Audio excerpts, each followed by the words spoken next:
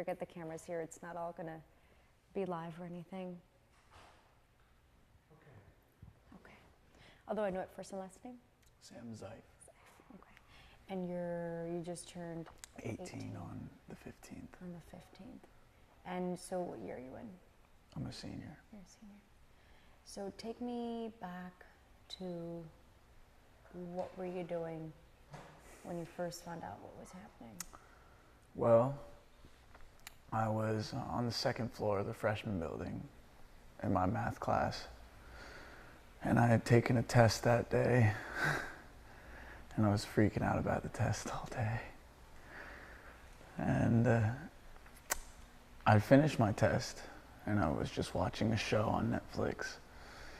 And about 2:27, the whole day I was just thinking about taking my girlfriend to a picnic and getting dinner with her, and then my birthday the next day, and how great it was gonna be. And right at 2:27, I heard about 7 or 8 shots. So I heard it well over my headphones. It felt so close.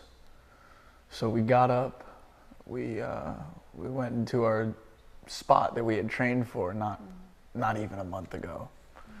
We trained for this. And we got in our spot, and then when we got into our spot, the fire alarm went off, but we knew not to go anywhere because we had a fire drill that day. It wasn't real. So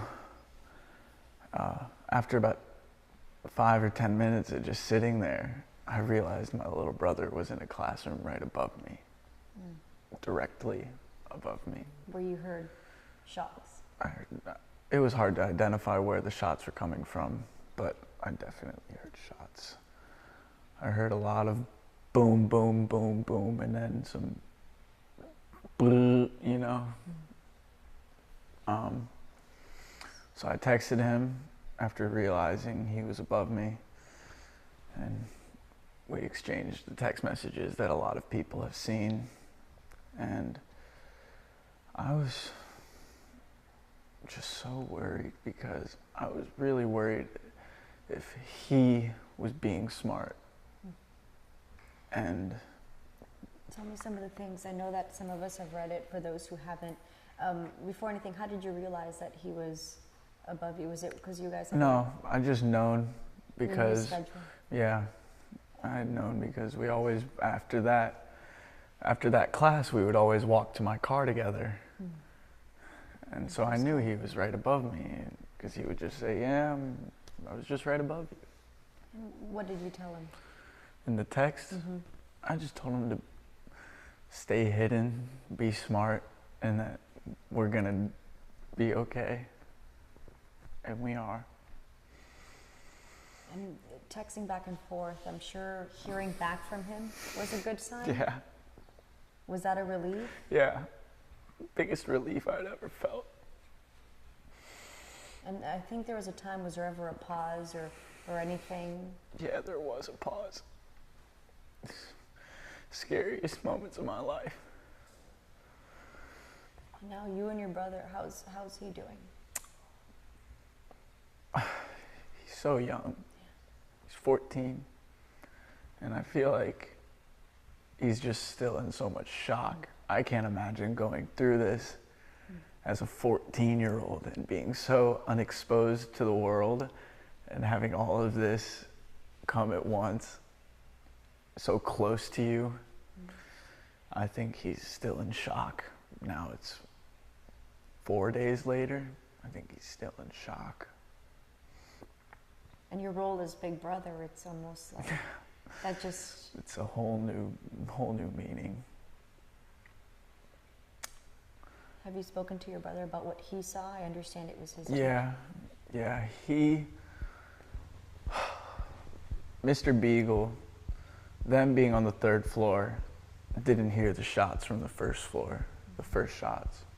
So then they heard the fire alarm, they thought it was a fire alarm. They went out of their class, but then when they heard more shots, they ran back. And I believe Mr. Beagle, he waited for all the kids to get back in the classroom. He held the door, he hurried them in. And my little brother was the last person that he scurried in. And Mr. Beagle was in the doorway as, I can't even say his name, as that terrible person walked by. Probably didn't even look, just saw a person there and pointed.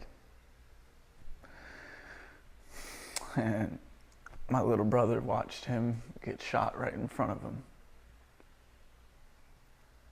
And he told you in the text? He told me, he said, my teacher's dead.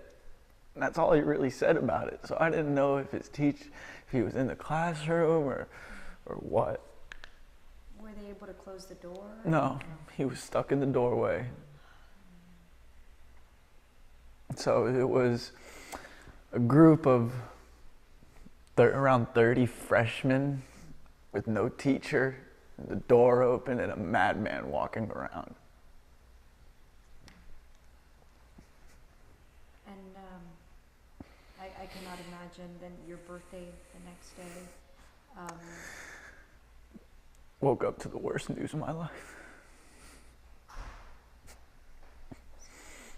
And just tell me how from this day forward, moving on, with your brother, I know that you lost a friend, and can you tell me about your friend? Yeah, my friend, one of my best friends was Joaquin Oliver, and he was just the most life-loving person I could think of. He always put a smile on everyone's face. When he would see my girlfriend, he would just go like this. When he would see me, he'd say, "Sammy, man." He was the captain of our basketball team, which his father is still the coach of. And he loved Frank Ocean.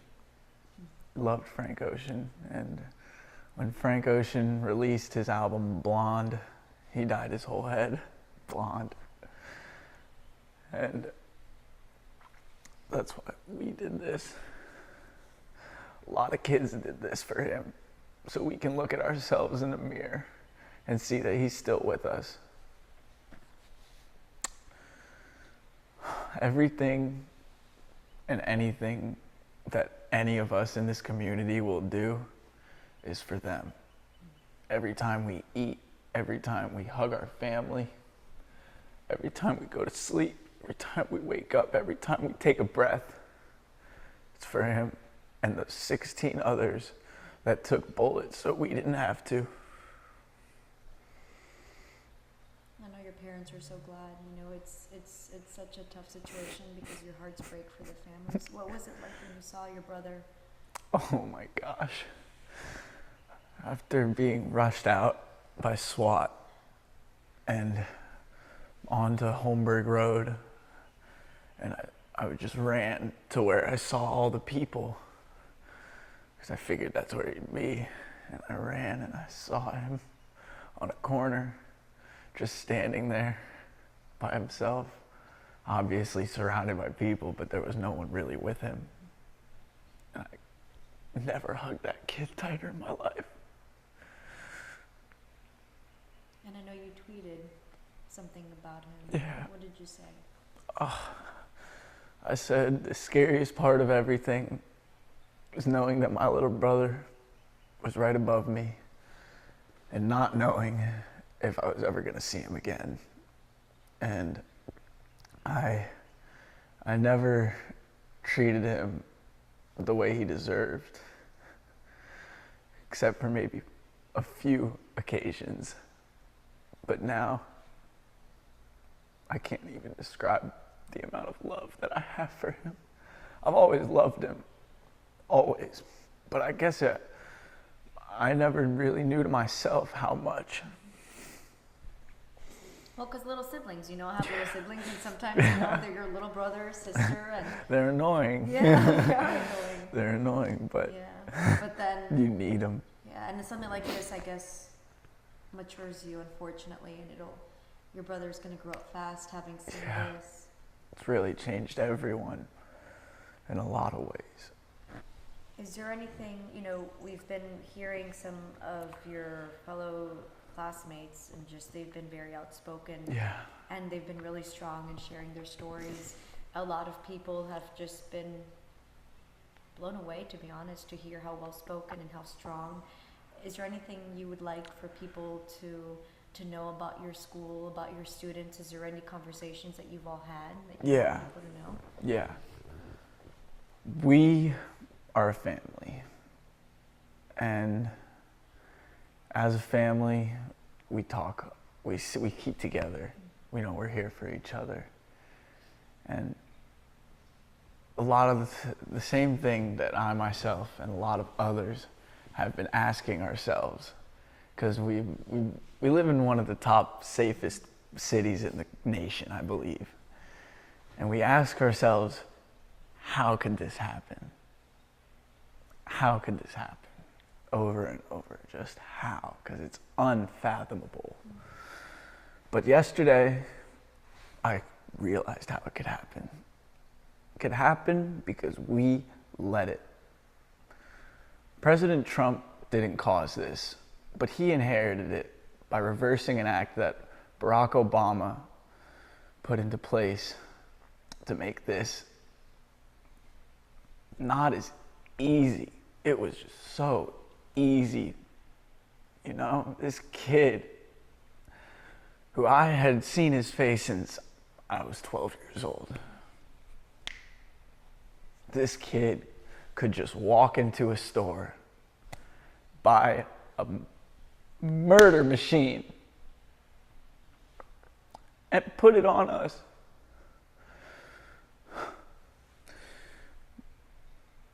This is 18th school shooting in 45 days. What is that? That's like one every 60, 50 hours. That's unreal. That's absolutely unreal. And it's terrible because it is.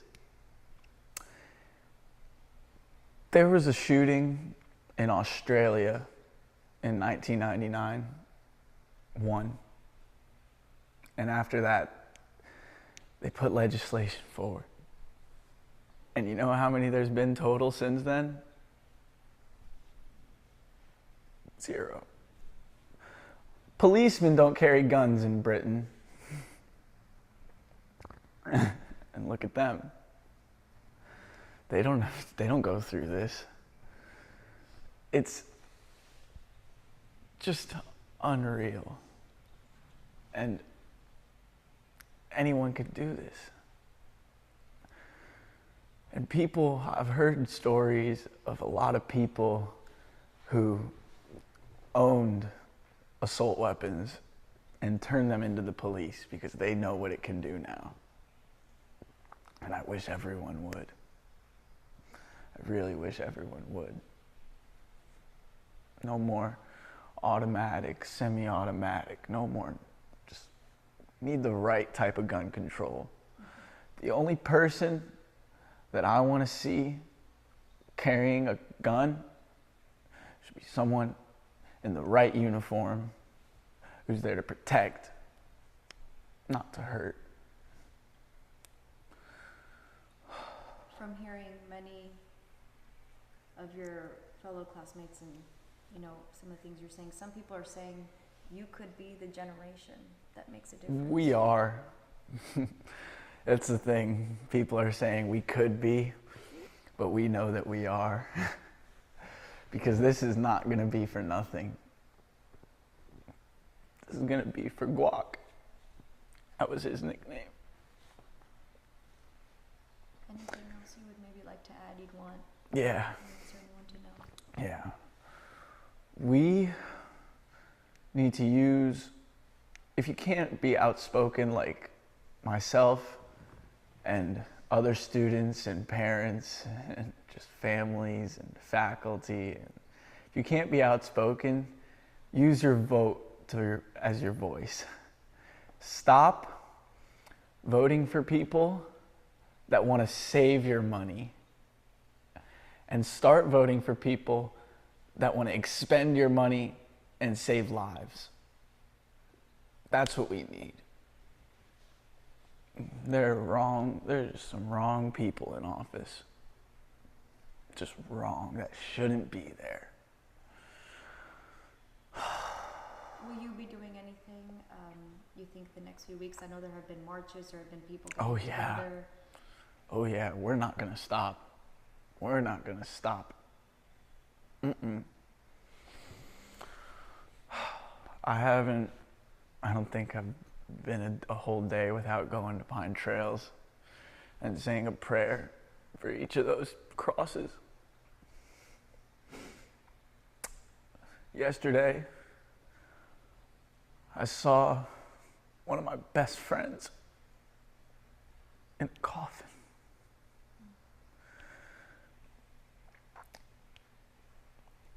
And I don't know how 16, there's 16 more of yesterday. My little brother's teacher's funeral is today, which I will be attending and hugging his family and thanking them. Did you ever attend a funeral when you were his age? I had attended one funeral, which was my grandfather's, and it might sound bad to say, but this was nothing like that, you know? I had attended a funeral, but I had never attended something like this. Well, thank you so much for taking the time to talk to us. You're so strong. Thank you. You can tell you come from a great family. They raised me right. And I know your brother's going to appreciate, you guys are going to be stronger than ever, and that bond. And I mean, it's strong bond. It's a troubling and unfortunate bond, but what you guys experienced, no one will ever know because only you guys were there. And I think that's a bond that you and the rest of your classmates are going to have. Forever. Parkland's strong. Well, thank you again so much for doing this. And of course. Man, thank you for. He's from Venezuela, right? He just became a citizen in January of 2017. Which is a crazy thing. It's like in Venezuela is where the crime is at. For it to happen here, just. Right? It's. Can't imagine. Okay. So, Dad, although we know your name, can we have your first and last name? Doug Zeif. So, take me back. You have a strong son, and I just have to tell you, I commend you, because what a great man, strong man you've raised, you and your wife. What were you doing? Where were you when you first found out about what was happening at both of your son's schools? I was on a business trip in Brazil, and my wife and I will often text each other throughout the day just to stay in touch. I travel a lot on business, and we like to stay connected. And I didn't hear from her in a couple of texts that I didn't get responded to. And so when I called her, one of her texts came through and said, "There's a shooter at the school." And I was in disbelief, complete disbelief. First thing that goes through my mind is, there's no way possible. Not in Parkland, not here, not us. This, before Wednesday, this was always someone else's thing that you watched on TV and you empathized with families that were grief-stricken. But on Wednesday, it became very quickly apparent to me that it was serious and that it was true, and that Jennifer was at the school looking for her children. We have a 12-year-old that was in the school next door also the same day. And so I was in disbelief. I'm walking down the streets of Rio, and I ran basically back to my hotel to turn the TV on, and was watching CNN on the TV and watching the news, local news, on my phone. And I couldn't believe it. And I called American Airlines and I said, I need to get out now, and I need to get back to Miami and get home. And they were phenomenal. They immediately, I mean, there was not a second question was asked. I got back the next morning. I knew that the kids were safe because Jennifer had texted me that she had both boys before I got on this flight. But what was about to occur in our community, or had occurred, and the grief that was going to come out of all that, you can't prepare yourself for that, right? And so I think certainly for the past 5 days, I've been feeling a combination of significant grief, thankfulness that my 2 boys are still here to talk about it, and I look at 17 other families that are completely ripped apart, and it makes me mad. I'm angry. I'm angry at my generation. I'm angry that we didn't step up and force our lawmakers to enact sensible gun controls. And our lawmakers should make law, not figure ways around it, and not succumb to the pressures of lobbyists and groups that want to force their agenda on our politicians by paying their way and getting them elected, like Marco Rubio, like Donald Trump. Now, I realize that Mr. Trump didn't create this, he inherited it, but he has done nothing to fix it. And if his family was in this predicament, he would have done something different. And we need change. And our kids he is now of legal voting age as of Thursday, excuse me.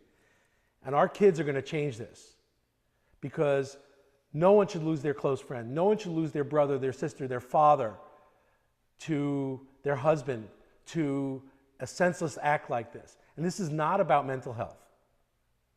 This is only a little bit about mental health. And the Republicans want to make it about mental health.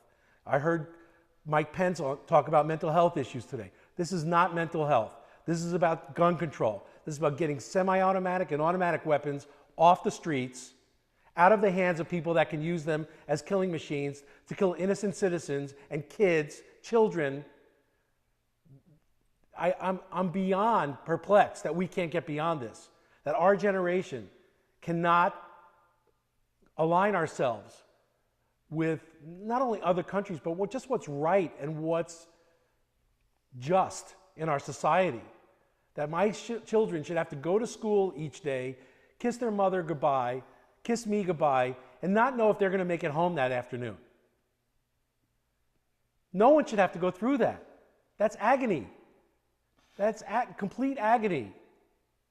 And it's implausible to me and unfathomable to me that we can't fix this and that we have to talk about mental health right now. Everybody knew that this shooter was the one to do this. The FBI knew it. They did nothing. Are they so overcome with trying to unravel Donald Trump's Russian connections that they can't focus on a potential school shooter? I mean, it's unimaginable to me that we're at this place right now today, that I have to go to Guac's funeral yesterday and see him not like I've ever seen him before. And Guac was in this house hundreds of times with our boys. My older son, Sam, our younger boys, play basketball together. They go to school together. The fact that we had to see him, now I've got to go to Mr. Beagle's funeral this afternoon. The man that, in essence, saved my 14-year-old's life, and talk to his family and look at his children. I mean, who should have to go through this? I mean, I'm really, more than anything, I'm mad. I'm mad about this. I'm glad that I have Sam and that I have Matthew. But I'm mad for all those other families, all those grieving people. It's beyond where it should have. This should have been stopped a long time ago. And we hear authorities often say something. It appears that someone saw something and said something and nothing came of it. That's correct. And that, unfortunately, that's often the case. How many times do we look back and say, oh, we knew. Oh, of course. We knew it was going to be him. And we did nothing. And as someone that travels a lot on business, you know, when I'm in an airport, I'm like scanning everything. I see a bag, and I go right to the next counter, and you know, because I don't want to be a part. I want my family to go through this kind of loss, this kind of grief. We're negligent. And you know what? We're so self-indulgent. The reason we haven't taken this on is because our society, the adults in our society, are so self-indulgent, so self-oriented, that we always think it's someone else's problem until it's our problem. And now it's our problem. And this whole thing needs to go away. It needs to go away, and we need to just stop thinking that we're better than the rest of the world when a lot of the rest of the world has fixed this, and we seem to not be able to. And you know, you heard your son talking, sharing the story, the text messages between he and his brother. When you found out about that, did you ever read those text messages? Did he show them to you? He didn't show them to me. My wife sent me Matthew's texts, and I texted Matthew to keep his head down and stay hidden and all that. He didn't show them to me. I got them. Actually, I think I saw them on the internet before I saw them anywhere fully. But I was proud. I was so proud of Sam, right? I mean, you know, the first rule in a crisis situation, right, was that he looked after his brother. And I'm thankful that Sam had the wherewithal, the emotional wherewithal to think about someone else first, and to make sure that Matthew was okay, and that they stayed in touch with each other to know that they were both safe. And once they reached Jennifer at the corner, where she was waiting, I mean, imagine the mothers waiting for their children to come out of school, not knowing whether they're coming or not knowing whether those ambulances are for them or not. That kind of terror, that kind of horror, I can't imagine going through that. My wife just went through that. And 3,800 and something other parents just went through that, waiting for their children, 16, 17 parents and siblings and spouses. Their families came up empty on that day, and for them, all of our hearts go out. All of our hearts go out. This generation, Sam's generation, needs to change this in our society. They need to use their voices and use their votes, and make sure that anyone that's taken money from organizations such as the NRA should not be given the opportunity to pay off politicians anymore by doing this kind of thing. In my opinion, term limits and lobbying term limits should be in place, and lobbying should be illegal, right? We should not be giving way and caving to special interests because they have money. Our politicians should protect and serve, just like the side of the LAPD police cars say. Protect and serve. That's their job. Nothing more, nothing less. Protect us and serve us because we elected them. And honestly, we pay them. And now, you know, during this difficult time as parents, would you say now your role also shifts to making sure they'll be okay? Your 14-year-old son witnessed, you know, how is he doing? You know, how do you help him cope after watching his teacher die? Well, after, something like this, people handle stress and shock in a different way. We started going to therapy together as a family on Friday, as early as Friday. People handle it different ways. I think Matthew's shock is a little bit delayed, and I don't think he understands it the way kind of Sam does, and certainly the way we understand it. But look, you know, at the end of the day, we have to go back to school and we have to learn, and Sam has to graduate and go on and do amazing, amazing things with his life. And in honor of Guac, he's going to do even more amazing things in his life than he originally had planned. And the other 16 fallen people, he owes it to them. Matthew owes it to them, to when he finally can get his head around this and understand it, that he has to do something special, make something special out of his life too. Because as we found out on Wednesday, it can be taken from you in a snap. And so we need them to leave their mark. They have to leave their mark on this society, and that's by moving all of this along, moving sensible gun control along, and making sure that their voices get heard and that their votes get counted. As a family, you know, we only can do what we can do. Eventually, they are going to have to go back to school, and we have to figure out how that's going to be. I think as a community, the Parkland, the Marjorie Stoneman Douglas students, 3,800 odd students, they're not all odd, but the 3,800 students need to come together on the first day back and as a community and hold hands and lock arms and be together. But in the meantime, we also need to immediately put into place safety precautions, further safety precautions, to prevent this from happening again. They say that the safest place will be Stoneman Douglas when this is all done, but I don't buy it. We need, look, we have crossing guards at every freaking corner, to get into that school. I got 18-year-old children here going to school there. They don't need a crossing guard. They need metal detectors and the parking lot to be locked and a one way in, one way out. And they need officers in attendance, retired police officers. I don't care where they come from. But we don't need 4 crossing guards at each corner to shepherd 14 to 18-year-olds to their classes. They know how to cross the street.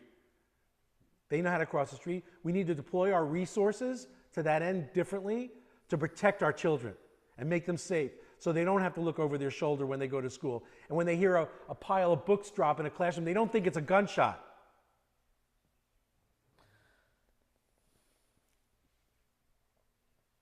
Is there anything else you'd maybe like to add? I know that anything else you'd maybe want someone else to know? I mean, Well, the families that are grieving right now of their lost loved ones, our hearts go out to them. I'm feeling the way I feel, and I haven't suffered a loss. But this is not the way 14 to 18-year-olds need to get their adult stripes. They don't need to become adults because they have to go through something like this. And these parents whose families are broken right now, and their spouses and their children, I can't imagine. I cannot imagine what they're going through right now. And so we, at this moment, are speaking for them. We are speaking for those who can't really and shouldn't be speaking right now because they're destroyed. And I'm just thankful that we're not destroyed like that. your youngest king, did he ever see the shooter? No, he was hiding in a closet. Actually, I think he fell asleep in the closet.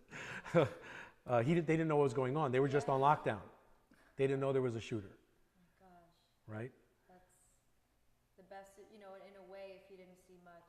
No, he didn't see much. He didn't even know why he was on lockdown until way afterwards. So that's the good news. Yeah. Well, And only so much trauma you can take in one day. Oh my gosh, absolutely. Thank you so much for sharing your story, and we'll be in touch if there's anything ever we can do. Continue to follow. I know that you have several students are going to be doing big things. Keep it in the media. Yeah. Keep it in the media. That's the best way to keep things alive. Yeah, agree. And if there's ever anything we can do, and we can't thank you enough. And I'm so sorry for what you went through. I can't imagine that day. We had one reporter, Vanessa Medina. She's a mom herself, so she lost it a few times being there with the moms. Yeah. So, do you know what you're pursuing yet? What career? Hospitality. Hospitality. Okay, great. Do you know where you'll be going to school yet? UCF. UCF. Awesome. Haven't gotten accepted yet, but I'm going. That's great. So you're going to stay in Florida. Mm-hmm. Great place to be for hospitality.